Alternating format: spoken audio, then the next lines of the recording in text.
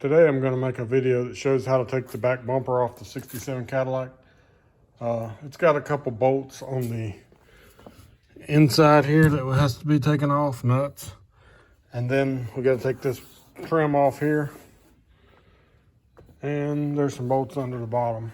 The only reason I'm taking mine off right now is I'm going to be swapping out the filler panels that are in the back bumper. I've sold my extra back bumper and the guy wants these. I kept the best ones for myself, of course. These have a couple small dings in them, but the guy wants them. He doesn't have a back bumper at all. His got stolen. So anyway, first thing we're going to do is take off this piece of trim here. It's got 2 bolts on each side, and if you lift it up, it's got some bolts underneath the bottom. These are Phillips screws. They're fairly easy to take off. So I took the filler panel off. You can see the screw holes right here. Go across there and you can see why they have it there. It's ugly without it. But I took that off. Now I'm going to take off the 2 bolts that are up in here from the back of the tail fin, tail light housing. So I took the 2 nuts off that go to the inside. They're 9/16 socket. And I always use some PB Blaster on everything. This old frame stuff, or any of the parts on these cars that have been sitting for years, especially if they have any rust at all. They need something on there to loosen them up. So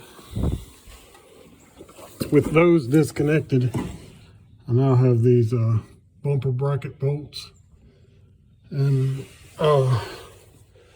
there's some on the sides as well as in the middle.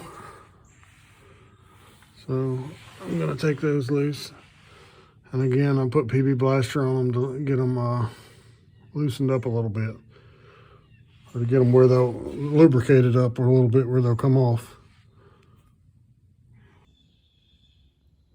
All right, so I took out the 2 bolts on this side, 2 bolts in the middle, 2 bolts on the other side, and the bumper come right off. You can see the bumper's full of all kinds of rocks and rust. So the pieces I'm trying to get off are these 2 pieces right here, these aluminum pieces, and I have the ones from the other car. But what I usually do when I have these apart is clean everything and put new bolts, just to make it easy to assemble. And these bolts, I guess, have done their job. They've lasted for 50+ years. So I'll clean everything up and paint everything that can be painted. And that's what I do, and then I put it back together.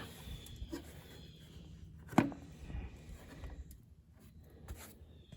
what I usually do is take a pair of needle nose pliers to pull these clips off. I don't have any new ones to put on. I'm sure that would be the best. Or you can take an O-ring pick and kind of pry them open a little bit. Stick it in that hole. There's a hole in there. That's probably the best way to do it, actually. Grab it right. Then they come off like this. You can kind of flatten them out a little bit when you reinstall them before you push them back on.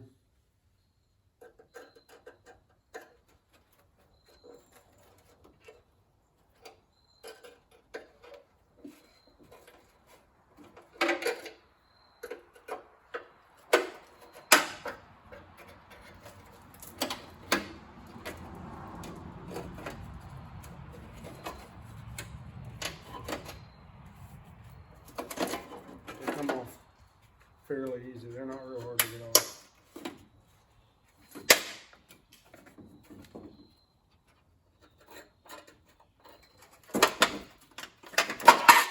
And they probably fall off on their own through the years too, because this one's missing.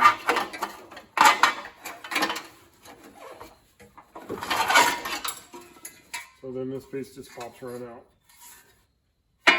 So I'm doing the same thing, taking these clips off of these rubber splash guards or gap fillers, whatever you want to call them.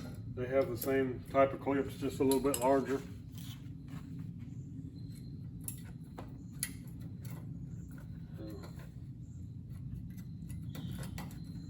My goal when I deal with these things is try not to break them, because probably very hard to come by. You may be able to get them new, I don't know. Anyway, it just comes off just like that. Then you got your bolts that hold the brackets on. Like I said, I'll go through and replace all these bolts just because it makes it a lot easier. You can go get them at Tractor Supply fairly cheap. Cheapest place to get bolts, and they have a pretty good variety.